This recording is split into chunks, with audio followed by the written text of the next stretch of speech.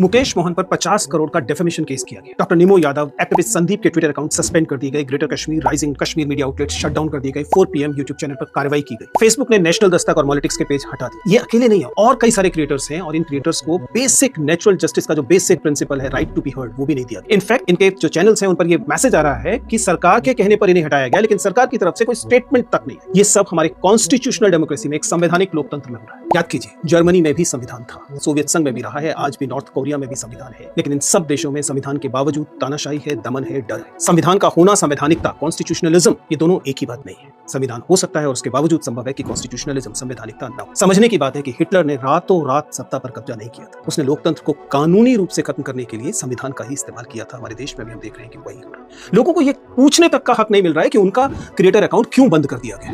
And this is how authoritarianism works. अधिनायकवाद कानूनी रूप से रेंगता हुआ आता है। पहले प्रेस को खामोश किया जाता है, फिर अदालतों को, और फाइनली लोगों को। सवाल ये नहीं है कि ये सब क्यों हुआ, सवाल यह है कि बार बार उन्हीं आवाजों को क्यों खामोश किया जाता है जो सवाल पूछती। सबसे खतरनाक बात है जब सेंसरशिप आपको नॉर्मल लगने लगी। अब सच्चाई यह है कि अब बाकायदा इन हरकतों को, इन एक्शंस को नॉर्मलाइज किया गया। अब लोग कहने लगते हैं कि कुछ तो गलत किया होगा, यानी आपने सब कुछ सरकार के हाथ में छोड़ दिया है। लोकतंत्र ऐसे धीरे धीरे मरता है।